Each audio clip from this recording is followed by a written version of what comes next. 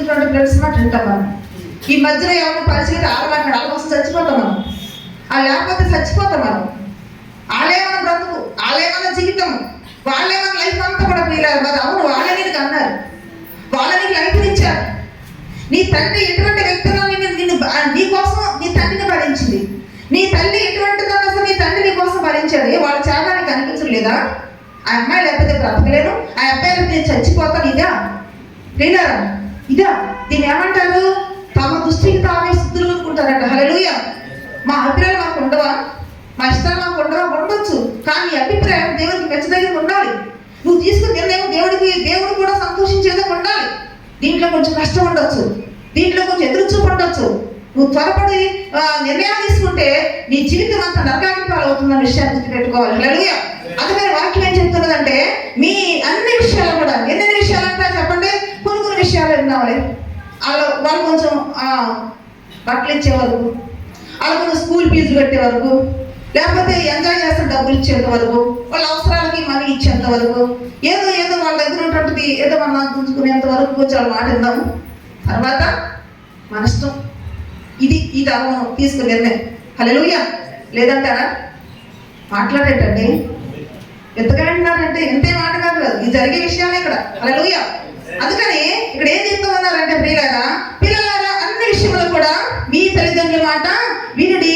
ఇది ఎవరు మెచ్చుకోదగినంట? ఎవరు మెచ్చుకుంటారంట? నిన్ను సృష్టించిన దేవుడు మెచ్చుకుంటారంట. ఎంత సంతోషపడతారు తెలుసా దేవుడు. అందుకే నీకు దేవుడే చేస్తారప్పుడు నీకు మేలు చేస్తారు. నీ ప్రతి పనిలో ఆశీర్వాదం ఉంటుంది. నువ్వు ఎటు వెళ్ళినా దేవుడి కష్టాన్ని తోడుగా ఉంటుంది. ఎప్పుడు దేవుడు నువ్వు మెచ్చే విధంగా బ్రతికితే, నేను చూస్తే దేవుడు మెచ్చుకోవడం కాదు కదా, దుఃఖపడుతున్నాడు అంతే. కాబట్టి ఇంకో మాట అంటున్నాడు కదా, ఎక్కడ ప్రకటనలో ఉంటుంది, నా నోట ఉమ్మి వేయ ఉద్దేశిస్తున్నాను అన్నాడు. హల్లెలూయా. అది మన బ్రతుకు, అది మన జీవితాలు, ఇది మన యొక్క నిర్ణయాలు తీరాలి. అందుకని ఈ మాటలు మీకు అవసరం. ఈరోజు మీ కుటుంబాలకు అవసరం, మనందరి కుటుంబాలకు చాలా అవసరం. హల్లెలూయా. అందుకని ఇంకా దేవునికి వాక్యం చెప్తుందంటే, ఆదికాండం ఒకసారి చూద్దామా? ఆదికాండం 34 అధ్యాయంలోని ఒక అమ్మాయిని మీ ముందు పెట్టడానికి ఇష్టపడుతున్నానండి. తల్లిదండ్రుల మాట వినకుండా ఏం చేస్తుందో చూద్దాం ఒకసారి. ఆదికాండము 34వ అధ్యాయము 3వ వచనం చూడండి ఒకసారి. మొదటి నుంచి చదవండి. మొదటి నుంచి. లేయా యాకోబునకు కలిగిన కుమార్తె అయిన దీనా ఆ దేశపు కుమార్తెలను చూడవెళ్ళను. చూడండి, యాకోబు పద్దనరామ నుంచి అది వచ్చేసిన తర్వాత ఎక్కడికి వచ్చాడు? కనాను ప్రదేశం వచ్చాడు. కనానీయులు దేవునికి వ్యతిరేకులు. కనానీయులు దేవుని దృష్టికి శపించబడిన వారు. వాళ్ళందరూ చెప్పాలంటే వీళ్ళ వంశం కాదు, వీళ్ళకి ఎటువంటి కూడా పొందుకున్నటువంటి వ్యక్తులు. అసలు వాళ్ళకి ఫ్రెండ్షిప్ కూడా కుదరదు. అటువంటి పరిస్థితిలో అక్కడికి వచ్చారు. ఎవరండి? యాకోబు, తన యొక్క కుమారులు, తన యొక్క నివాసం అంతా అక్కడ కొంతకాలం ఏర్పాటు చేసుకున్నారు. అయితే అక్కడికి వచ్చినప్పుడు ఏం జరిగిందంటే, లేయా అంటే తన పెద్దవారి కుమార్తె, అంటే యాకోబు ఒకటే కుమార్తె. ఆ అమ్మాయి ఏం చేసిందంటే, యవనస్తురాలు. అక్కడికి వచ్చినప్పుడు ఎక్కడికి వెళ్ళిందంట? చూడండి, ఆ దేశపు కుమార్తెను చూడ వెళ్ళను. నేను ఏమనుకుంటానంటే, కనాను దేశంలో ఉన్నటువంటి వారి దగ్గరికి వెళ్ళటము కానీ వాళ్ళతో ఫ్రెండ్షిప్ చేయటం కానీ తండ్రికి ఇష్టం ఉంటుంది అంటారు. అంత గొప్ప భక్తుడికి యాకోబుకి ఇష్టపడి ఉంటాడంటారు. అమ్మ నువ్వు వెళ్ళి ఏం కదా అంటాడంటారా? అంటే చెప్పే ఉంటాడో నేను అనుకుంటున్నాను అంతే. ఎందుకంటే కనానీయులు వీళ్ళకి పొందుగలేని వ్యక్తులు అని దేవుడే చెప్పారు కదా. ఎంత గొప్ప ఆశీర్వాదం పొందుకుంటాండి. పేరు కూడా మార్చుకున్నాడు, దేవుడే మార్చారు. నువ్వు మోసగలనంటే యాకోబు కాదు, ఇప్పుడు నుంచి నువ్వు ఇశ్రాయేలు అని చెప్పేసి దేవుడే అతని పేరు మార్చాడు. ఒక రాత్రి అంతా దేవుడితో పెనుగులాడాడు. తను చేసిన ప్రతి దోష పాపం దేవుడికి ఒప్పుకున్నాడు. ఇక దేవుడితో అతను ఐక్యమైనటువంటి వ్యక్తిగా ఉన్నటువంటి ఈ యాకోబు తన కూతురు గద్దించకుండా ఉంటాడా నాకు ఆలోచిస్తే నేను అనుకున్నాను కదా, ఖచ్చితంగా చెప్పే ఉంటాడు. హల్లెలూయా. అతను మంచి తండ్రే అని అనుకోవాలి మనం. ఎందుకంటే అతను పరిశుద్ధుడు, దేవుని చేతిలో ఉండబడిన ఒక వ్యక్తి కాబట్టి, ఇశ్రాయేలుగా పేరు మార్చిన వ్యక్తి కాబట్టి ఖచ్చితంగా కనానీయులతో మనకు పొంది కుదరదు, నువ్వు అక్కడికి వెళ్ళొద్దమ్మా అని చెప్పి ఉండొచ్చు. కానీ ఏమాత్రమో తల్లికి చెప్పిందో ఎలా చెప్పిందో తెలియదు. కానీ ఊళ్ళో చూస్తానికి, ఆ ఊర్లో ఉంటున్న కుమార్తెను చూస్తానికి చాలా ఫ్రెండ్స్ చేసుకుంటూ వెళ్ళిందంట వీడుగా. హల్లెలూయా. ఈరోజు లేదంటారు మన అమ్మాయిలు. ఏమండి, ఎందుకు వెళ్తున్నామా అంటే, ఇప్పుడే నోట్స్ కోసం వెళ్తున్నాను, పెన్ల కోసం వెళ్తున్నాను, పేపర్ కోసం వెళ్తున్నాను అని ఎన్ని అమ్మాయిలు లేరంటారా? తల్లిని మోసం చేసేవాళ్ళు లేరా? తల్లిని మోసం చేసేవాళ్ళు లేరా? వాళ్ళ ఫ్రెండ్స్ మాకు వద్దామా అక్కడికి వెళ్ళొద్దని చెప్పినా కూడా వినకంట లేదమ్మా చిన్న పని ఉందని వెళ్ళి ఇంకొక పని మీద వెళ్ళేవాళ్ళు లేరంటారా? ఏమన్నా చెప్పండి, ఖచ్చితంగా ఉండుంటారు. హల్లెలూయా. ఇప్పుడు ఈమె చేసింది ఏమిటంటే చూడవెళ్ళినప్పుడు ఏం జరిగింది అక్కడ చూడండి. ఆ దేశమునైన హీయుడైన హామాను కుమారుడైన షెకెము ఆమెను చూచి ఆమెను పట్టుకుని ఆమెతో సైనించి ఆమెను అవమానపరచును. హల్లెలూయా. ఏం జరిగింది? అవమానం ఉంటే కాదండి, ఆ జీవితం పాడైపోయింది అక్కడ. ఒక స్త్రీకి ఏదైతే విలువైనదో ఆ జీవితం నాశనం అయిపోయింది అక్కడ. కారణం ఏంటి? వెళ్ళకూడనటువంటి స్థలానికి వెళ్ళింది. ఆ దేశపు కుమార్తె ఈమెకు పనేమిటి? ఈమెకు పొత్తేమిటి అసలు? ఈరోజు ఎంతోమంది యవనస్తులు ప్రియులారు ఇలా లేరంటారా? చాలా మంది రహస్యంగా ఉంటారు ప్రియులారు, జీవితాలు పాడు చేసుకుని వాళ్ళు అవమానపరుచుకొని ఈరోజు ఎంతో మంది లేరంటారా ప్రియులారు? అయితే తల్లిదండ్రుల మాట వింటే నేను అంటాను కదా, దీనాకి ఈ పరిస్థితి వచ్చేది కాదు నేను అంటాను. హల్లెలూయా. తర్వాత ఏం జరిగింది తెలుసండి? ఎంత దారుణం జరిగిందంటే ఆమెను అవమానపరిచి ఆమెను సైనించినందుకు ఆ ఊర్లో ఉన్నటువంటి మగవారిని అందరినీ కూడా చంపేశారు వాళ్ళందరూ.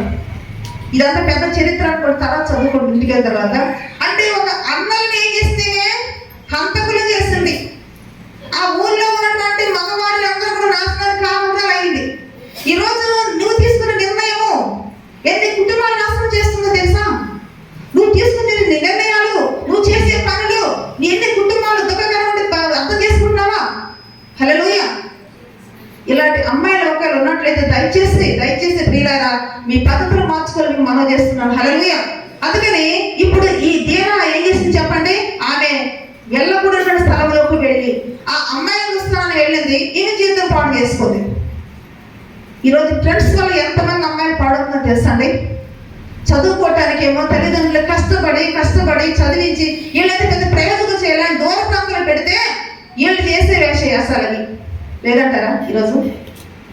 అంటే అప్పుడు తల్లిదండ్రులు గుర్తు రావట్లేదా? వాళ్ళ కష్టం గుర్తు రావట్లేదా? వాళ్ళ అభిప్రాయాలు గుర్తు రావట్లేదా? అర్థం చేసుకోవాలి ప్రియులారా. అందుకని ఇది ఎటువంటి తరమాట? కళ్ళు నెత్తికి వచ్చిన తర్వాత ఉంటుందన్నారు సేవా స్పష్టంగా మనం అనిపిస్తున్న తరాలు. హల్లెలూయా. కాబట్టి ఇప్పుడు ఈమె ఏం చేసింది? అన్నలకి హంతకులు చేసింది అక్కడ. తన కుటుంబంతో కూడా హంతకులు అవడానికి కారణాలైంది ప్రియులారా.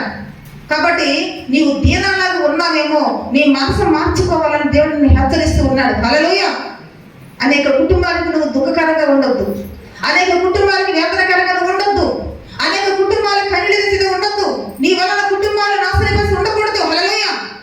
అందుకనే పిల్లలారా ఏమన్నారండి? అన్ని విషయంలో కూడా మీ తల్లిదండ్రుల మాట మీరు వినండి. ఇది ఎవరు మెచ్చుకుంటారట? ఇప్పుడు నేను అంటాను కదా, దేనా చేసినా దేవుడు మెచ్చుకున్నాడు అంటారా? కనీసం మనుషులు కూడా మెచ్చుకోలేపారు. కాబట్టి ప్రియులారా మనము ఎవరము? దేవుని పిల్లము. ఎక్కడి నుంచి ప్రత్యేకించబడ్డాము? లోకములోంచి ప్రత్యేకించబడ్డాము. మనకు ప్రత్యేకత అనేది లోకంలో చూపించాలి. హల్లెలూయా. కాబట్టి ఇంకొక ఆయన కూడా ఉన్నాడు అండి. న్యాయాధిపతుల గ్రంథము 14వ అధ్యాయము 14వ అధ్యాయము న్యాయాధిపతుల గ్రంథము మొదటి వచనం చూడండి. సంసోను తిమ్నాతునకు వెళ్ళి ఒకతను చూశాను. అతడు తిరిగి వచ్చి తిమ్నాతులో ఫిలిష్తీయుల కుమార్తెలలో ఒకతను చూచి తిరిగి మీరు ఆమెను నాకు ఇచ్చి పెళ్లి చేయవాలని తన తల్లిదండ్రులతో అనగా. హల్లెలూయా. సంసోను బలమైనటువంటి రాజు చెప్పిన వ్యక్తి. గర్భంలోకి పడకమునిపే తల్లిదండ్రులు ఎక్కడో పొలంలో ఉంటే దేవదూతను దేవుడు పంపించి ఇదిగో నీ గర్భంలో ఒక శిశువు పుట్టబోతున్నాడు, అతను ఫిలిష్తీయులను అంతం చేయబోయేవాడు, దేవుని యొక్క సన్నిధిని రాజు చెప్పిన వ్యక్తి, దేవునికి ఏర్పాటు ఉంటున్న వ్యక్తి, కాబట్టి నువ్వు మధ్య నేను ఏదో అభ్యంతరం ఏం ముట్టుకోకూడదని హెచ్చరించినటువంటి శిశువుగా ఉన్నటువంటి ఆ యొక్క శిశువుగా పుట్టినప్పుడు హెచ్చరికటువంటి వ్యక్తి. అంటే దేవుని చేత ఒక ప్రత్యేకమైనటువంటి వ్యక్తి ఎవరండి? సంసోను. పుట్టాడు. పుట్టిన కాంతి తల్లి దేవదూత ఎలా చెప్పిందో అలాగే చేసింది. తన కుమారుడు ప్రయోజకుడు అవ్వాలి, దేవుని చేత వాడబడాలి, దేవుని యొక్క సన్నిధిలో బలమైన పాత్రగా ఉండాలి, దేవుని యొక్క ఉద్దేశాలు, దేవుని యొక్క ఏర్పాటు నెరవేర్చబడాలని ప్రియులారా దేవుని మాటకు లోబడి ఆ తల్లి అలా ఉండబట్టే ఈ సంసోను ఎంత బలమైన వాడుగా ఉన్నాడు. హల్లెలూయా. కాబట్టి ఇక్కడ మనం చూస్తున్నాము, యవనస్తుగా అయిపోయాడు, వయసు వచ్చింది, తన తల వెంట్రుకలను దేవుని యొక్క బలం ఇచ్చినాడు, శక్తిని ఇచ్చినాడు. అతని యొక్క బ్రతికినంత కాలం కూడా అతని తల మీద క్షౌరపు కత్తి పడకూడదని దేవుడే ఆజ్ఞ ఇచ్చినాడు. అంటే అతని యొక్క దేవుని యొక్క శక్తి ఎక్కడ ఉంది, దేవుని బలం ఎక్కడ ఉందండి? సంసోను తల వెంట్రుకలో దేవుడు ఇచ్చి ఉన్నారు. కాబట్టి ఒక రోజు ఎక్కడికి వెళ్ళాడట చూడండి, తిమ్నాతుకు వెళ్ళాడట. తిమ్నాతులో ఎవరున్నారు? ఫిలిష్తీయులు ఉన్నారు. ఏ ఫిలిష్తీయుని హతము చేస్తానికి దేవుడు ఇక్కడ పుట్టించి ఉన్నారు, ఏ ఫిలిష్తీయులైతే దేవుడు నిషేధించి ఉన్నారు, ఏ ఫిలిష్తీయులైతే దేవునికి ఇష్టమైన ప్రజగా ఉన్నారో ఆ తిమ్నాతుకు వెళ్ళి ఫిలిష్తీయుల దగ్గరికి వెళ్ళి ఏ దృష్టితో చూడాలో చెప్పండి, ఏ దృష్టితో ఫిలిష్తీయులు చూడాలి? అతడు సంసోను ఫిలిష్తీయులను ఏ దృష్టితో చూడాలి నేను అడుగుతున్నాను. దేవుని యొక్క కార్యములు ఈ యొక్క ఇతరులో ఉన్నటువంటి మెండ్లు మెదులుతూ ఉండాలి. వీళ్ళ హతమస్తానికే దేవుడు నన్ను పంపారు. వీళ్ళ మాకు శత్రువులు. దేవునికి శత్రువు అయితే చెప్పండి, మనకి శత్రువే. దేవుడు నిషేధిస్తే మనము నిషేధించాలి. దేవునికి అపవిత్రమైన దాన్ని మనం కూడా అపవిత్రగించాలి. ఆ దృష్టితో ఇక్కడ చూడాలి. కానీ ఏం చూశాడంట? ఎవరు చూశాడ? ఒక అమ్మాయి అందంగా కనిపించిందంట. ఒక అమ్మాయి అందంగా కనిపించినప్పుడు చూసి ఊరుకున్నాడా? సరే మనిషి కాబట్టి ఏదో చూశాడు, అయిపోయింది, అబ్బాయి అయితే కూడదు, కరెక్ట్ కాదు అని తనలో తాను ఏం చేయాలి చెప్పండి? హాస్య నిగ్రహం అనేది అతడు కలిగి ఉంటే అందరితోటి దాన్ని మొలకలో దించి వెళ్ళిపడేది. అంతవరకు వచ్చేది కాదు నేను అనుకుంటున్నాను. అయితే ఇక్కడ ఏం జరిగిందంటే క్రియలరా అందరితో ఊరుకున్నాడు. పదే పదే అమ్మాయి గుర్తు వస్తుంది, పదే పదే పడుకున్నా కూర్చున్నా లేచున్నా ఆ అమ్మాయి దృష్టిలో వస్తుంది. నీకు శోభలేదు అనుకున్నాడు. దేవుని యొక్క ఉద్దేశం ఏంటి? అసలు వీడు వద్దని చెప్పి దేవుడి ఉద్దేశం అయితే ఇతనే అంటున్నాడు, ఇంక వీడు కళ్ళను చూసుకుంటూ ఉన్నాడు. మరి అప్పుడు ఏం జరిగిందంటే ఇంటికి వచ్చాడట. ఇంటికి వచ్చేప్పుడు అంటున్నాడు కదా, తల్లిదండ్రులతో అన్నాడు ఆమెను చూడండి ఫిలిష్తీయుల కుమార్తెలలో చదువు తిరిగి వచ్చి తిమ్నాతులో ఫిలిష్తీయుల కుమార్తెలలో ఒకటిని చూశాను. చూడటమే తప్పు, ఆమె కోసం ఆలోచించడమే తప్పు. మళ్ళీ ఈయన వాళ్ళకు నిర్ణయం తీసుకున్నారు. ఏం తీసుకున్నారంటే వచ్చే అడుగుతున్నాడు, చదవండి, కంటిన్యూ చేయమ్మా. మీరు ఆమెను నాకు ఇచ్చి పెళ్లి చేయమని తన తల్లిదండ్రులతో అనగా ఏమడుగుతున్నాడు? ఆయన కావాలి, ఆమె తీసుకొచ్చి పెళ్లి చేయండి, నేను ఆమెను చేసుకుంటా అని అంటున్నాడట. ఇప్పుడు ఈమెతో ఏం మాట్లాడింది దేవదూత వచ్చి?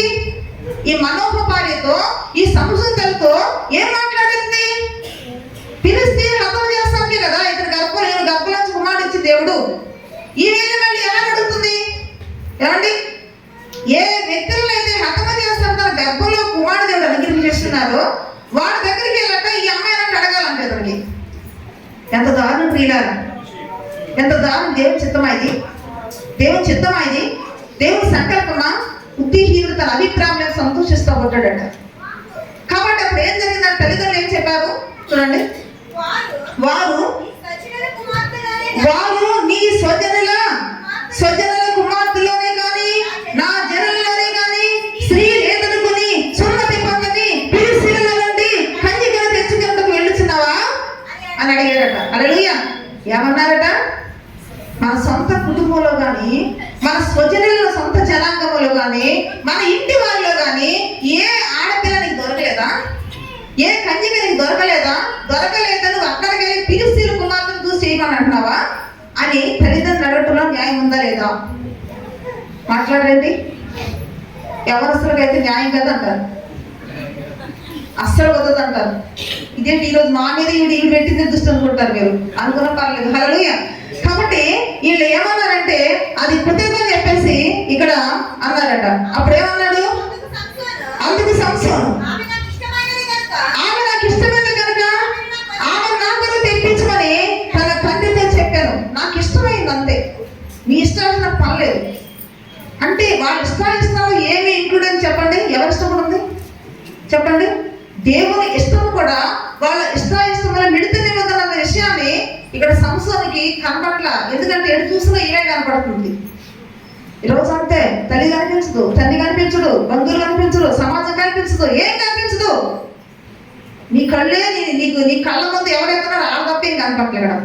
సంసోను అంటాడు కదంతా అనవసరం, నాకు మాత్రం ఆయనే కావాలంతే. ఎంత మూర్ఖుడండి ప్రియులారా! ఎంత ఎటువంటి చెడ్డ నిర్ణయాలు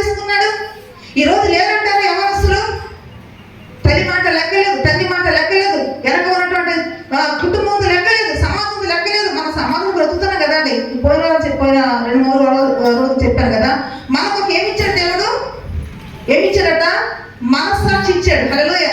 ఏమి ఇచ్చాడండి? జంతువులకు ఇచ్చాడు మనసాక్షి? లేదు, మనకి ఇచ్చాడు.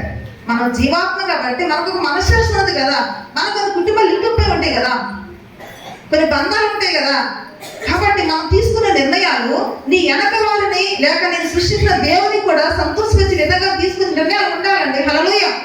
అందుకని ఇక్కడ సంసోను ఏమన్నా, నాకు అదంతా అవసరం, ఈ విషయాలు పక్కన పెట్టండి, నేను ఆ అమ్మాయిని చూశాను, నాకు అమ్మాయి కావాలి, ఆమె నా కోసం తీసుకురండి, ఇదే పట్టుపట్టాడు. ఏం చేస్తారండి తల్లిదండ్రులు? చెప్పండి ప్రియులారా, ఏం చేస్తారు చెప్పండి ప్రియులారా? అందుకని అక్కడ చేసుకున్నాడు, అంతతో ఊరుకున్నాడా? ఇక సాతాను పని స్టార్ట్ అయింది. అక్కడ ఇక ఒకటి ఒకటి ఒకటి ఎక్కడికి వెళ్ళిందని తెలియ దగ్గరికి వెళ్ళింది. అక్కడ తెలియ దగ్గరికి వెళ్తే అక్కడ తల మీద క్షౌరపు కత్తి పడకూడదని దేవుడు చెప్పినటువంటి ఆజ్ఞకు అక్కడ పూర్తిగా మరి వ్యతిరేకంగా అయిపోయింది ప్రియులారా. ఆ తెలియలో ఎవరి మనిషి? ఇక్కడ ఉన్నటువంటి ఫిలిష్తీయుల మనిషి. ఆమె అడుగుతున్నారంట వీళ్ళు, అది నీ దగ్గరికి వస్తారా రోజు? అతను సంసోను బాగా ఒకసారి కనుక్కో, నీకు డబ్బులు ఇస్తున్నాడు. ఈమెం చేస్తుంది? ఎక్కడ లేని ప్రేమ చూపిస్తూ ఉంటుంది, ఎక్కడ లేని ప్రేమ చూపిస్తుంది. అంతే ప్రియులారా, ఈ లోకస్తున్న ప్రేమలు అలా ఉంటాయి. దేవుని యొక్క శక్తిని మనం దూరం చేసేది, తల్లిదండ్రుల యొక్క ప్రేమను దూరం చేసేది, దుష్టత్వాన్ని మన చుట్టూ ఉంచేది, శాపాన్ని మన చుట్టూ ఉంచేది. అక్కడ జరుగుతున్న సంస్థ విషయంలో ప్రియులారా, అక్కడ ఏం జరిగిందంటే చివరికి ఎక్కడికి వెళ్ళాడండి? ఎక్కడికి వెళ్ళాడు? 16 అధ్యాయం చూడండి ఒకసారి. 16 అధ్యాయం 16 వచ్చిన 19 అవుతుంది చూడండి. ఆమె తన తొడ మీద అతను నిద్రపుచ్చి ఎవరండి? ఎవరేమా? తెలియలే. దేని సాదృశ్యము? దయ్యానికి సాదృశ్యము, సైతానికి సాదృశ్యము. కాబట్టి ఈ రోజు ఈ లోకం ఎంత సుఖంగా ఉంటుంది, నువ్వు ఎవరైతే చూస్తున్నావో, ఏదైతే నీ కళ్ళు కనిపిస్తుందో అది నిద్రపుచ్చేంత వరకు నిద్రపోతుంది. నిన్ను తన హ్యాండ్ చేసుకునే వరకు నువ్వు దాన్ని నిద్రపోతుంది. తెలియనప్పుడు పూర్తిగా బానిసైపోయాడు. ఎవరండి? సంసోను బానిసైపోయాడు. అయితే నిద్రపుచ్చి ఏం చేసిందంట? ఒక మనిషిని పిలిపించి వారి చేత ఏం చేసిందండి? మొత్తం తలలో ఉన్నటువంటి 7 జడలను క్షౌరము చేయించి అతని బాధించటకు మొదలు పెట్టాను. 7 ఆత్మలు కలిగి దేవుని యొక్క శక్తిని కోల్పోయాడు. హల్లెలూయా. 7 జడలు ఉండి అంటే ఎవరికండి? సంసోనుకి 7 జడల్లో దేవుని యొక్క శక్తి ఉన్నది, దేవుని ఆత్మ ఉన్నది. ఎక్కడ పరిశుద్ధత ఉంటుందో అక్కడ దేవుని ఆత్మ ఉంటుంది, ఎక్కడ దేవుని ఆత్మ ఉంటుందో అక్కడ దేవుని యొక్క శక్తి ఉంటుంది. ఇప్పుడు దేవుని యొక్క ఆత్మ కలిగినటువంటి ఈ యొక్క సంసోను 7 జడలు కూడా కత్తిరించేసింది. ఇలా నిద్రపోతున్నాడు. లోకం అదైపోయింది, దెలీలానే సర్వైపోయింది. దెలీలు తప్ప ఎవరు కనిపించలేదు అతనికి. ఒకప్పుడు ఫిలిష్తీయుల కుమార్తె ఆమె కనపడ్డది. ఆమె నుంచి మళ్ళీ ఇంక గంపకు దగ్గరకు వచ్చాడంటే ప్రియులారా, దెలీలు దగ్గరకు వచ్చాడు. ఇప్పుడు నిద్రకు వచ్చింది, శుభ్రంగా ఒకటి వినిపించి రెండు నిద్రపోతున్నాడు. దేవుడికి ఏం చేశారట? శుభ్రంగా జడలన్నీ కూడా క్షౌరం చేయించేశారు. తర్వాత సంసోను ఇదిగో ఫిలిష్తీయులు వస్తున్నారు, లెగి చెప్పేసి అంటుందంట. అప్పుడు ఏం చేస్తాడు చూడండి, చక్కగా ఆ మాట చూడండి. 20 వచ్చిన ఆమె సంసోను ఫిలిష్తీయుల మీద పడుతున్నారని బయలుదేరి ఎప్పటినట్లు నేను బయలుదేరి విడజిమ్ముకుందనుకున్నాను. నిద్రలేచి బయట వేశాడు. చుట్టూ శత్రువులు ఉన్నారు. ఈయన నా ముందే అంత అనుకుంటున్నాడు. పాపం తన తల మీద ఎందుకు లేని సంగతి ఇట్లా. ఒకసారి నీ తల్లిదండ్రులు ఉన్నంత వరకు నీ శక్తి ఉంటుంది, వాళ్ళు చేసే ప్రార్థన ఎంత ఉన్నంత వరకు నీ బలం ఉంటుంది. దేవుని యొక్క శక్తి నేను ఆవరించేంత వరకు లోకంలో నువ్వు ఎటువంటి చెడు నేను ఆవరించదు.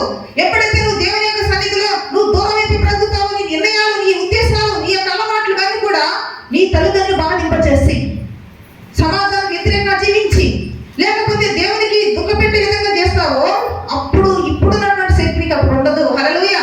ఇప్పుడున్నటువంటి జ్ఞానికి అప్పుడు ఉండదు. లోపడిపోవాలి సాతానికి. నువ్వు వ్యక్తి హస్తాలతో సాతాను ముందు బలహీనమైపోయే ప్రమాదం ఉంటుంది, బలహీనమయ్యే ప్రమాదం ఉంటుంది. దేనపరిస్థితి జరిగిందండి.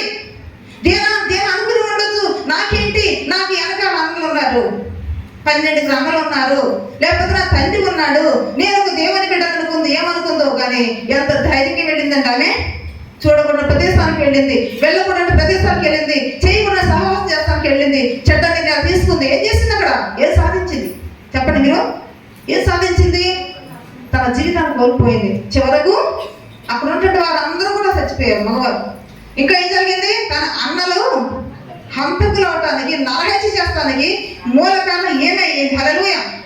కాబట్టి ప్రియులారా, ఇక్కడ సంసోను విషయం కూడా కొంచెం అలాగే జరిగింది. చెప్పాలంటే ఇప్పుడు ఏం చేస్తున్నాడు అతను? చదవండి. అయితే యెహోవా తను ఎడబాసినని అతనికి తెలియలేదు. ఒక్కోసారి మన జీవితంలో ప్రియులా నీకు తెలియదు, నేను ఎప్పుడో దేవుడు వదిలిపెట్టేస్తాడు.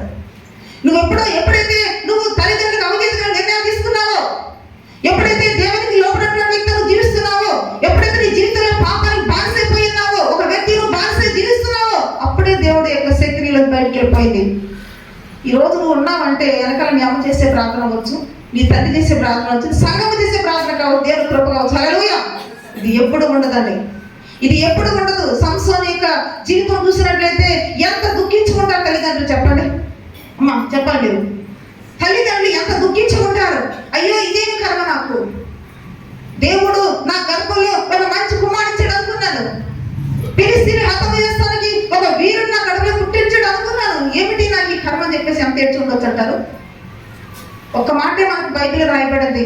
మన స్వజంలో అమ్మాయిలు లేరా, మన జనాల్లో లేరా, మన కుటుంబంలో లేరా, ఎందుకురా అని చెప్పేసి అని ఎంత ఏడ్చుంటారు వాళ్ళండి.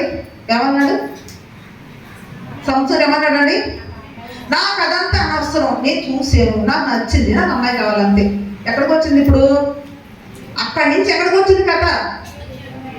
తన తలలో ఉన్నటువంటి దేవుని యొక్క శక్తి అంతా కోరి పెద్దకు వచ్చింది. నీ పరిస్థితి అట్లే ఉంటుంది, నీ నిర్ణయాలు బట్టి మార్చుకుంటే మంచిది. హల్లెలూయా. కాబట్టి మీరు వాక్యం చెప్తున్నదంటే ఇక్కడ అంటున్నాడు కదా, ఇక నాకేంటి దేవుడు ఉన్నాడు కదా, ఆఫ్టర్ నా ముందు నన్ను ఏం చేస్తారు అనుకున్నాడు. పోలేసిపోయాడు. ఏం చేస్తాడంట? ఎప్పటి వలే ఏం చేసిన అతను వెడజిమ్మ పొందినాను కెలను. అయితే యెహోవా తనను ఎడబాస్తానని అతనికి తెలియలేదు. హల్లెలూయా. అయ్యో, దేవుని యొక్క శక్తి నాలో చెల్లిపోతున్న విషయం ఎప్పుడు తెలిసిందంటే, ఇక్కడ ఎంటుకులు లేవు. అక్కడ ఎంటుకు ఎదుర్కొంటే ఏముంది? తల్ల ఏమీ లేదు. ప్రియులారా, నీ జీవితంలో కూడా అంతే పరిశీలన చేసుకోవాలి. ప్రతి సహోదరి సహోదరుడా, తల్లిదండ్రుల విషయంలో బిడ్డలు ఎలా ప్రవర్తించాలో దేవుడు మనకు నేర్పిస్తున్నారు. ఈ సమయంలో దేవునికి ఉద్దేశం నీ పట్ల ఉన్నది కాబట్టి నువ్వు అటువంటి విధంగా ఉండకూడదని, ఒక దీనాల్లో ఉండకూడదు, లేక ఒక సంస్థలో ఉండకూడదని దేవునికి ఉద్దేశం. హల్లెలూయా. ఇంకొక ఇద్దరిని ముందు పెట్టి వాక్యం ముగిస్తాను ప్రియులారా. అయితే ఇక్కడ మనం చూసాం కదా, చివరికి ఏమైంది? ఇతను తీసుకున్న నిర్ణయాన్ని బట్టి దేవుని యొక్క శక్తి అతనని శుభ్రంగా ఎడబాయింది. కాబట్టి ఈ పరిస్థితి మనకు రాకుండా ఉండాలంటే ఏం చేయాలి? తల్లిదండ్రుల ద్వారా దేవుడు మాట్లాడతాడు. నేను ఏమంటానంటే ప్రియులారా, తల్లిదండ్రుల కంటే శ్రేష్ఠ కోరేటువంటి వారు ఈ ప్రపంచంలో ఎవరు లేరంటారు. హల్లెలూయా. భార్య కంటే, భర్త కంటే, కడుపులో పుట్టిన బిడ్డల కంటే ఆగా ఒక ఉపకారం చేసి శ్రేయస్సుటువంటి జీవితాన్ని ఇచ్చేది ఎవరంటే, ఆలోచించేది కూడా వాళ్ళు చదువుకోపోయినా, ఒకవేళ అమాయకులు అన్నా సరే, నువ్వు తెలివైన వాడు కావచ్చు, నువ్వు తెలివైన వ్యక్తి కావచ్చు, ఎందుకంటే వాళ్ళ కష్టాన్ని నేను చదివిస్తున్నారు కదా. లోక సంబంధించిన టాలెంట్ బాగా ఉండొచ్చు కానీ వాళ్ళకి అంత లేకపోవచ్చు, కానీ వాళ్ళకి ఒకటే తెలుసు, స్వచ్ఛమైన ప్రేమ తప్ప ఏది తెలియదు. హల్లెలూయా. లేదంటారా? ఏమండి, నువ్వు లోక సంబంధించిన జ్ఞానం తెచ్చుకుంటున్నావు, చదువుకుని అది ఎవరిది? వాళ్ళ కష్టం, వాళ్ళ రక్తం అది. హల్లెలూయా. లేకపోతే నిన్ను కూడా నా కొడుకు అలా ఉండకూడదు, నా కుమార్తె నాలో కష్టపడకూడదు అని నేను ఎందుకు డిగ్రీ చదివిస్తాను తెలుసా? వాళ్ళకి ఎక్కువైపోయి కాదు, వాళ్ళు సుఖపడిపోవాలనే ఉద్దేశం కాదు. కనీసం ఇంత ఆలోచించాలండి, మనం ఇంత ఆలోచించాలి. తల్లిదండ్రులు త్యాగం గురించి. హల్లెలూయా. నీ కోసం వాళ్ళ జీవితాలు త్యాగం చేసి వాళ్ళు నీ కోసం ఒక ఉన్నతమైనటువంటి కళలు అంటుంటే ఆ కళల ప్రపంచం అంతా చలచన చేసేసారు. ఇక్కడ ఎవరండి? సంసోను. నువ్వు సంసోను కాదంటావు ఈరోజు, నువ్వు దీన కాదంటావు ఈరోజు, కాకపోతే దేవునికి వందనాలు. హల్లెలూయా. కాబట్టి అయితే ఇక్కడ మనం చూస్తున్నాం ప్రియులారా, సంఖ్యాకాండంలో ఏం చెప్పబడింది? ఎందుకు అలా మాట అన్నారంటే, సంఖ్యాకాండం చూడండి ఒకసారి. సంఖ్యాకాండము కొన్ని విషయాలు తెలుసుకోవాలండి మనము. 36వ అధ్యాయం 7వ వచనం. 36వ అధ్యాయం 7వ వచనం.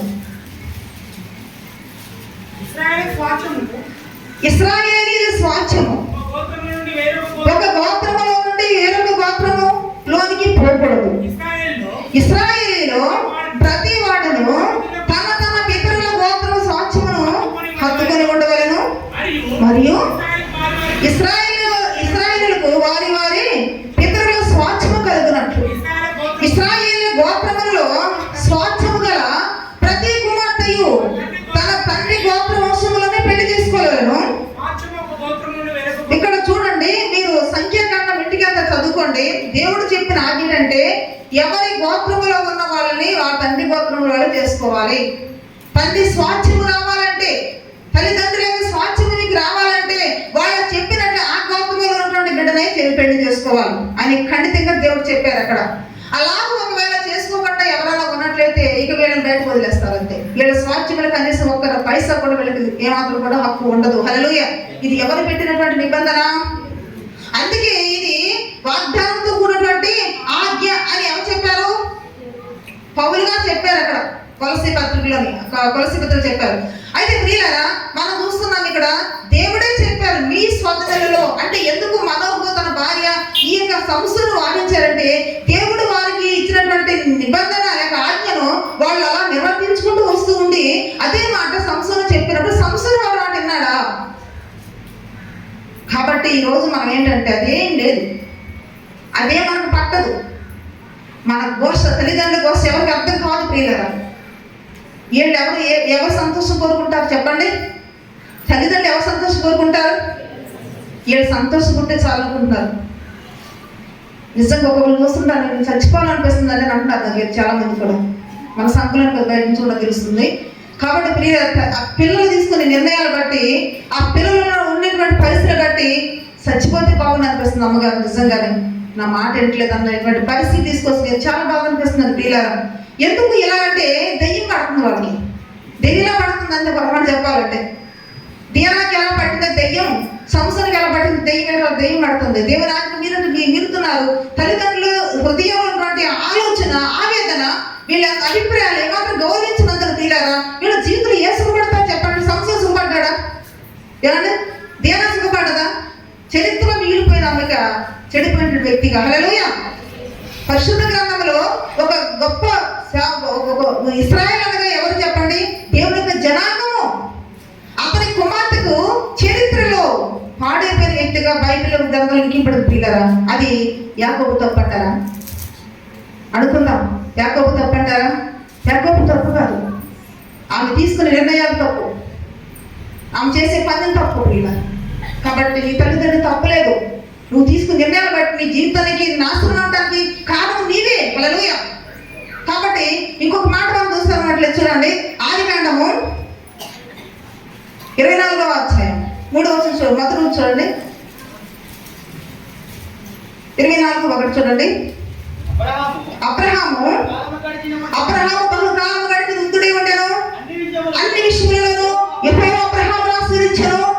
అప్పుడు అబ్రహాము తన కలిగే సమస్తము ఏలుచుండిన తన ఇంటి పెద్ద దాసులతో నా చెయ్యి నా తొడ మీద పెట్టుము. నేను ఎవరి మధ్య కాపురం ఉన్నానో ఆ కనానీయుల కుమార్తెలో ఒక దాని నా కుమారుని పెళ్లి చేయక. హల్లెలూయా. కనాన దేశంలో ఉంటూ ఉండి, కనాన దేశంలో ఆశీర్వించబడి ఉండి, కనాన దేశంలోని మంచి చెడులన్నీ చూస్తున్నటువంటి ఈ అబ్రహాము వృద్ధుడైపోయాడు. తన భార్యను కూడా చనిపోయింది సారాయి. ఆ కానీ తన కుమారుడిగా పెళ్లి అవ్వలేదు ఇస్సాకుకి. ఇప్పుడు పెద్ద దాసుని పిలిపించి అంటున్నాడు కదా, నా జీవము గల దేవుని తోడు, ఇదిగో నేను నివసిస్తుంటే నా చుట్టూ ఉన్నటువంటి కనానీయులలో ఒక్క అమ్మాయిని కూడా నా అబ్బాయికి చేయను. హల్లెలూయా. ఎంత మంచి నిర్ణయం ప్రియులారా. అప్పటికి చాలా వయసు వచ్చింది ఎవరికండి? ఇస్సాకుకి. తండ్రి యొక్క ఉద్దేశాలను గౌరవించినటువంటి వ్యక్తి, తండ్రికి లోపడిన వ్యక్తి. తండ్రి ఆ యొక్క చూడండి కట్టెలు తీసుకువెళ్తున్నప్పుడు, బలికి తీసుకెళ్తున్నప్పుడు అతను కట్టెలు మోస్తున్నాడు అంటే మరీ చిన్నవాడు కాకపోవచ్చు కదా. కట్టెలు మోసినటువంటి శక్తి అతనికి ఉందంటే కనీసం టీనేజ్ కావచ్చు, కొంచెం తక్కువ కూడా కావచ్చు. ఇప్పుడు కనీసం ఒక 2 సంవత్సరాల పిల్లవాడు మాట చెప్పలేకపోతున్నాడు. వాడికి సమాధానం చెప్పలేకపోతున్నారు తల్లిదండ్రులు ఇప్పుడు ఈరోజు. అదే కళ్ళు నెత్తికి వస్తారు అంటారు. ఎక్కడ వాడికి ఏది ఇస్తే బాగుంటుందో అది ఇచ్చేసి ఆడు ఏడుపు మానుకుంటానే వస్తున్నారు అంతవరకు. కానీ దీనివల్ల వాడు పాడవుతుందన్నటువంటి ఆలోచన లేదు. అప్పుడు అడుగుతున్నాడు కదా కట్టెలు, తర్వాత నిప్పు నీళ్ళు తీసుకెళ్తున్నాం కదా నాన్న, మరి ఏమిటి గొర్రె పిల్ల ఏది అని చెప్పేసి అడుగుతున్నాడు. అంటే జ్ఞానం ఉన్నదని అర్థం కదా. అయితే దేవుడే చూసుకుంటాడు బాబు అన్నాడు. పైకి వెళ్ళారు, ఇద్దరే వెళ్ళారు, ఎవరు వెళ్ళారు. తండ్రి కొడుకు పైకి వెళ్ళిన తర్వాత కట్టెలు పెంచాడు. అవన్నీ కూడా చేసిన తర్వాత కాళ్ళు చేతులు కట్టినప్పుడు ఎందుకు నన్ను కడతాను అనలేదు. అర్థమవుతుందా? పరిస్థితి అర్థమైపోయింది. ఎవరికండి? ఇస్తారు. అర్థమైపోయింది. ఇక్కడ కట్టెలు తీసుకొస్తున్నాడు, కత్తి తీసుకొచ్చాడు, తీసుకొచ్చాడు, అవి తీసుకొచ్చాడు, ఒక్క గొర్రె పిల్ల లేదు అంటే మా నాన్న నన్నే బలిస్తున్నాడు. ఇక్కడ ఎంత మంచి ఇదే పిల్లలు వింటుంటే చాలా బాధకరంగా ఉంటుంది కదా. కాబట్టి కాళ్ళు చేతులు కట్టి ఎక్కడ పెట్టాడు? బలిపెట్టెలను పెట్టి కత్తి ఎత్తున్నాడు. ఎందుకు నాన్న అలా చేస్తాను, నేనేం తప్పు చేశాను అని అన్నాడా? నేనేం పాపం చేశాను చెప్పు. దేవుడికి నీకున్న సంబంధం ఇద్దరు చూసుకోండి. నన్ను చంపేయటం ఏంటి? నన్ను ఎంత ప్రేమగా చూస్తావు కదా, నేనంటే నీకు అంత ఇష్టం కదా, నువ్వంటే నాకు ప్రాణం కదా, ఏంటి నన్ను చేసి ఒక్క మాట అన్నాడండి? అనలేదు, ఎదిరించలేదు. మనం అయితే మాత్రం ప్రియులారా మళ్ళీ చంపేస్తారు, అక్కడ ఖచ్చితంగా చంపేస్తారండి. ఆ పని మనం చేసి నువ్వు మొక్కుడు నాకు అవసరం ఏంటి? యొప్తా కుమార్తె అంతేనండి. తండ్రి మొక్కునంట, యొప్తా మొక్కుంటే నా ఎదురుగా నాకు శత్రువు జయించిన తర్వాత నా ఇంటికి వెళ్ళినప్పుడు నాకు ఎవరైతే ఎదురుకు వస్తారో వాళ్ళు బలి చేస్తున్నారట. కూతురు ఏం చేస్తుంది? మా నాన్న యుద్ధానికి వెళ్ళాడు, చక్కగా విజయం చేకూర్చాడు అని నాచుకుంటూ కూతురు ఏం చేసినట్టు ఎదురెళ్ళిందంట కన్యగా. అమ్మాయి కూడా కన్యకే వెళ్ళినప్పుడు ఇక అక్కడ గుండె పైకి ఏడ్ చేస్తున్నాడు. ఎందుకు రా ఏడుస్తున్నావు అంటే, అమ్మా నేను బలిస్తాను, నేను మొక్కున్నాను, నువ్వు నాకు ఎదురు వస్తున్నావు లేదంటే ఎందుకు ఏడుస్తున్నావు, ఇచ్చేసాయి. ఏమిటంటే వీళ్ళు ఏమంటారు చెప్పండి?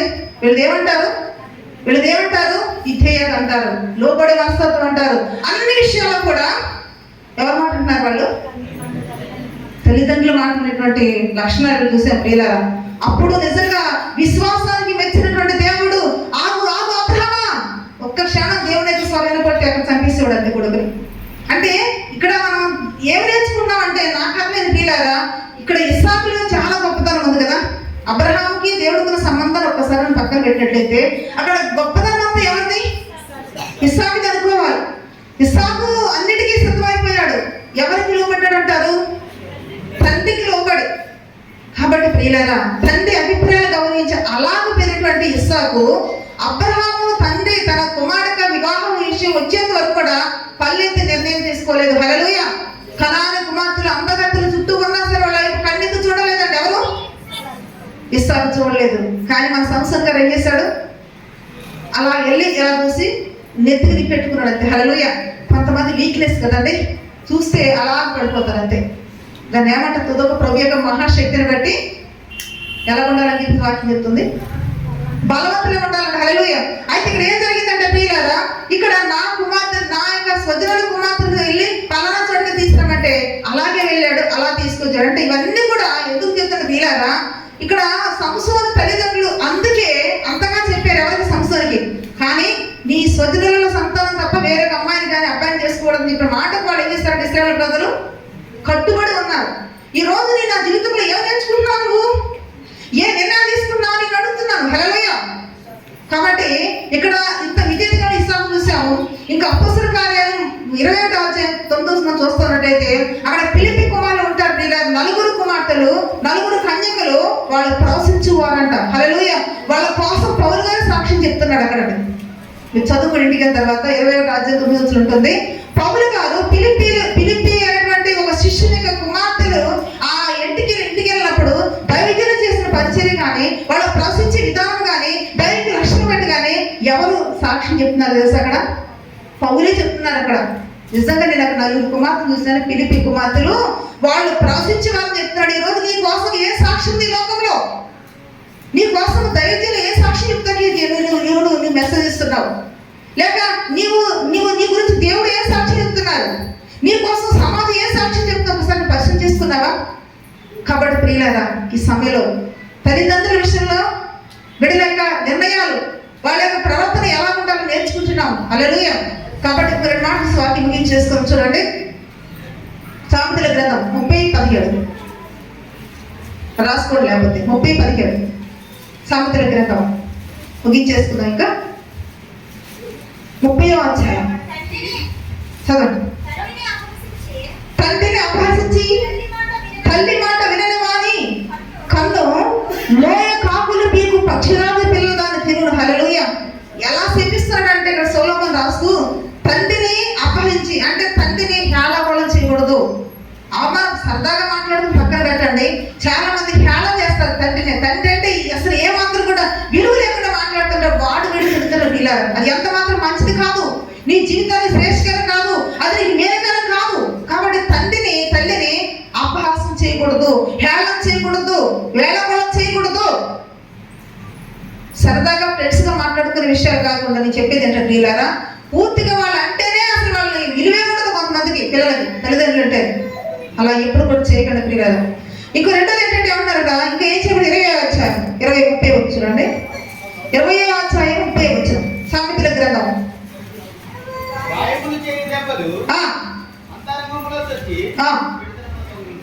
20వ వచనం 30 వచ్చినేనా 20వ వచనం చదువు. తన తండ్రినైనను తల్లినైనను దూషించువారి దీపము కారు చీకటిలో ఆరిపోవును. హల్లెలూయా. తల్లిదండ్రులు తిట్టకూడదండి. ముందేమో చెప్పాను నీకు, అపహాసం చేయకూడదు, హేళన చేయకూడదు, వేళకోళం చేసి కించపరిచి మాట్లాడకూడదు. రెండోదిగా చాలా మంది చెడ్డమాట తిడుతూ ఉంటారు. భార్యని ఒక తిట్టు, తల్లిని ఒక తిట్టు తిడతారు. కాబట్టి చాలా తప్పండి. ఆడవాళ్ళు కానీ మగవాళ్ళు కానీ హెచ్చరిస్తున్నారు దైవ సేవకురాలుగా, నీ తల్లిదండ్రులు ఎప్పుడు కూడా తిట్టకూడదు. హల్లెలూయా. వాళ్ళ వలన కొన్ని నీకు హృదయంలో బాధపడే సంఘటనలు ఎదురు రావచ్చు. వాళ్ళు నీవు బ్రతికినంత కాలం వాళ్ళు నీతో ఉంటారంటారా? నీకు చాలా లైఫ్ ఉంది. వాళ్ళు ఎప్పుడైనా చచ్చిపోవచ్చు. వాళ్ళు ఏదో రోజు నీ జీవితంలో చాలా వెళ్ళిపోతారు. ఆ ఉన్న కొద్ది రోజులు వాళ్ళు తిట్టొద్దు నువ్వు. హల్లెలూయా. ఏం నేర్చుకున్నామని చెప్పండి. మొదటిగా వాళ్ళని నువ్వు వేళకోళం చేయొద్దు, హేళన చేయొద్దు, గౌరవించు. అది దేవుని యొక్క ఆజ్ఞ. రెండోదిగా ఏంటంట, తల్లిని కానీ తండ్రిని కానీ ఏం చేయకూడదట, దూషించకూడదు. ఇంకా 19వ అధ్యాయం చూడండి, 19:26 చూడండి. 19వ అధ్యాయం 26 వచ్చిన, తండ్రికి కీడు చేసి తల్లిని తరిమివేయవాడు అవమానమును అపకీర్తిని కలగచేవాడు. హల్లెలూయా. తల్లిదండ్రులు ఇంట్లోంచి గెదివేయకూడదండి. ఈరోజు జరిగే పరిస్థితి సమాజంలో జరుగుతుంది. తల్లిదండ్రులు దూరం ఉంటే బాగుండు, స్వేచ్ఛగా ఉంటాం. తల్లిదండ్రులు దూరం ఉంటే బాగుండు, మనం ప్రశాంతంగా ఉండొచ్చని తల్లిదండ్రులను దూరం పెట్టేసేటువంటి కుమారులు ఈ రోజులు ఉన్నారు అంటే నేను అంటాను కదా, ఇదే కళ్ళు నెత్తికి వచ్చినటువంటి మాలిన్యమైనటువంటి తారము.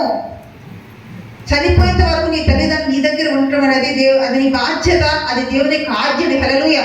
కాబట్టి 3 విషయాలు ఏంటి, తండ్రికి కీడు చేసి తల్లిని తరిమి వేయకూడదు. అంటే నీ ఇంట్లోంచి వాళ్ళు ఎంత మాత్రం కూడా గెంటి వేయకూడదు. నువ్వు తప్పు చేసినప్పుడు, నువ్వు వాళ్ళని దుఃఖ పెట్టినప్పుడు, నువ్వు వాళ్ళని బాధ పెట్టినప్పుడు, నువ్వు వాళ్ళ మాట అన్నప్పుడు గెంటేశారా చెప్పండి. ఎన్నిసార్లు బాధ పెట్టే ఉంటావు?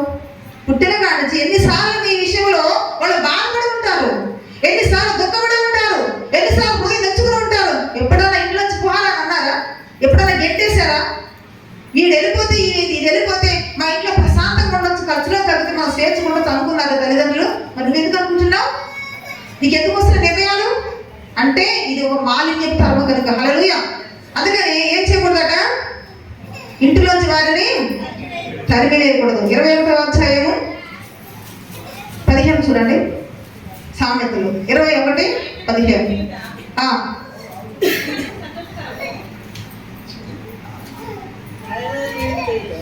విద్య చేస్తాను చూడండి. క్షమించండి, మార్కు సువార్త 7వ అధ్యాయము చివరిగా. మార్కు సువార్త 7వ అధ్యాయము 8 చూసి వారికి ముగించుకుందాం. 7వ అధ్యాయం 8. దేవుని ఆజ్ఞను విడిచిపెట్టి మనుషుల పారంపర్యాచారములను కైకొనుచున్నారు. మరియు ఆయన మీరు మీ పారంపర్యాచారం కైకొనుటను దేవుని ఆజ్ఞను బొత్తిగా నిరాకరించుదురు. హల్లెలూయా. ఇలాగ మనం లోక సంబంధంగా జీవించి నువ్వు చెప్పినటువంటి విషయాల ప్రకారము దైవికమైనటువంటి వ్యక్తులు తల్లిదండ్రుల విషయంలో దేవుడు ఏ విధంగా చెప్తారు అలా చేయకపోతే, ఒక సంస్థలో ఉన్నా, ఒక దీనాలాగా ఉన్నా, లేక నీవు అబ్రహాము కుమారుడు ఇస్సాకులో లేకపోయినా, లేక ఫిలిప్పీ కుమారులైనటువంటి 4 కుమార్తె కన్యకలు లేకపోయినా నీకు వచ్చేది ఏంటో తెలుసా? చివరికి శాపము. హల్లెలూయా. అయితే దేవుని రద్దు చేస్తున్నాం మనము, దేవుని యొక్క వాక్యాన్ని, దేవుని యొక్క ఆజ్ఞను ఏం చేస్తున్నాం మనము చెప్పండి మీరు. ఇక్కడ వాక్యం చెప్తుంది, మీ పారంపర్యాచారమును గైకొనుటకు దేవుని ఆజ్ఞను బొత్తిగా నిరాకరించుదురు. ఎవరు నిరాకరిస్తున్నాం మనము? బొత్తిగా దేవుని మాటలు నిరాకరిస్తున్నాం. చదవండి. నీ తల్లిదండ్రులను ఘనపరచవలననియు తల్లిని దూషించే వారికి మరణ శిక్ష విధించవలనని మోషే చెప్పారు కదా. హల్లెలూయా. ఏమిటంట మోషే ఏం చెప్పాడట? ఎవరన్నా ఇశ్రాయేలు ప్రజల్లో ఎవడైనా సరే తల్లిని కానీ తండ్రిని కానీ దూషించినట్టు కానీ హేళన చేసినట్టు కానీ పట్టించుకోకున్నట్టు కానీ ఉన్నట్లయితే వాడు చంపేటనేవారట. హల్లెలూయా. అంటే దేవుడు ఎంత ఖండితంగా వారి విషయంలో వారి పక్షాన ఉన్నాడండి. అర్థమవుతుందా ప్రియులారా? దేవుడు తల్లిదండ్రుల పక్షాన ఉంటాడు తెలుసా. తల్లిదండ్రుల ద్వారా దేవుడు ఉంటుంది. ఇస్సాకుని అబ్రహాము దీవించాడు. ఇస్సాకు ఎవరు దిగించాడు? కొడుకు కుమారుడు దిగించాడు. తర్వాత యాకోబు ఎవరు దిగించాడు? తన కుమారుడు దిగించాడు. అంటే తండ్రిలోంచి వచ్చింది దీవెన. హల్లెలూయా. ఆ తండ్రిని దుఃఖ పెట్టామనుకో, ఆ తల్లిదండ్రులు దుఃఖ పెట్టామనుకో ఏముంటుంది అక్కడ? ఏంటంట చెప్పండి, ఇక్కడ ఏముంది? ఇక్కడ చెప్పండి 11వ వచనము. అయినను మీరు ఒకడు తండ్రినను తండ్రినను చూచి